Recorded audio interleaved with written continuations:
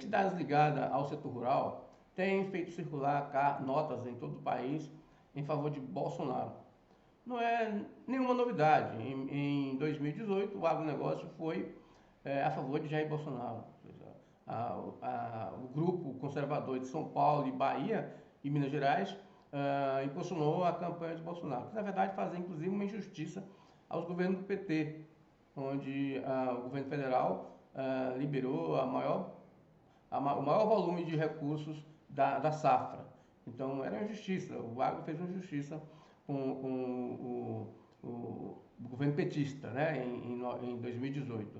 Né? Mas o agro tem raízes conservadoras, raízes lá no coronelismo, né, nas oligarquias, as oligarquias rurais, né, que mandaram o país durante muito tempo. Então é legítimo que ele exerça o seu direito, né, de opinar sobre a sucessão presidencial no Brasil.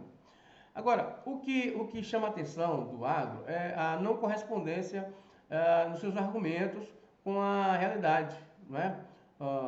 O agro, por exemplo, tenta convencer a população a votar no Jair Bolsonaro, porque o Jair estaria sendo melhor para a população. Não é verdade. Não é? Então, no Tocantins, por exemplo, o Tocantins tem quase 700 mil pessoas na pobreza e na extrema pobreza, ganhando entre R$ 100 e R$ 200 per capita por mês. Então, isso é fato, está lá no Ministério, no próprio site do Ministério da Cidadania. Então, o agro não tem influenciado na miséria dos organismos. Se tiver influenciado, é na alta concentração de renda que ele representa. E com o apoio do contribuinte e do governo dos estados. Por quê? Aqui no estado, para você ter uma ideia, o agro exportou de janeiro a setembro o equivalente a 13 bilhões de reais, na cotação do dólar no dia 30 de setembro.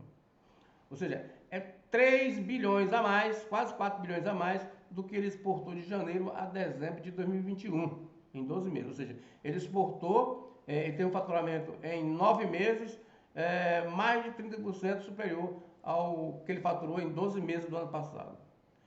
E os impostos? Bom, os impostos, esse mesmo agro que faturou 13 bilhões de janeiro a setembro, ele pagou no estado de ICMS, na circulação interna de suas mercadorias, ele pagou cerca de 18 milhões de reais, ou seja, ele faturou 13 bilhões de reais e pagou apenas 18 milhões de ICMS no estado. E você, que está aí na sua casa, você que compra a carne no supermercado, que paga energia, que paga conta de água, você está pagando uma média de imposto de 18% aí, depois que ficou reduzido aí pela aquela lei complementar no mês de julho deste ano.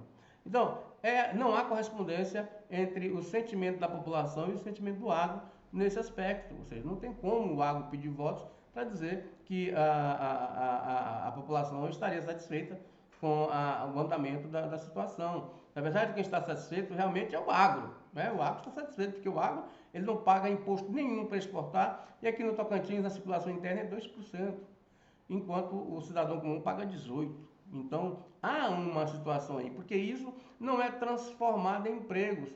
E qual a prova? A prova é que o estado do Tocantins, a cada 3 meses está registrado lá no IBGE, o número de desocupados no estado é o mesmo, ou seja, metade da população economicamente ativa está fora da força de trabalho. Não é?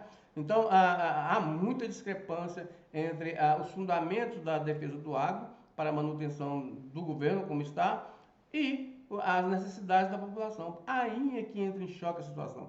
Ou seja, aí termina sendo apenas, faria melhor o agro se falasse que apoia o Jair Bolsonaro, porque o Jair Bolsonaro deu condições para que ganhassem mais dinheiro, né, justamente influenciado por essa política cambial do governo federal, que incentiva as commodities. Incentivando as commodities, o governo incentivou também na questão do imposto das commodities, ou seja, então você está incentivando o governo, ainda que assim tenha feito, incentivou o quê? A exportação de empregos, não é? E o ganho, né, monetário das grandes empresas, dos grandes produtores do país, em troca de quê? Em troca de menos imposto, ou seja, o governo federal, assim como os estados, reduziram o imposto para que os produtores exportassem mais.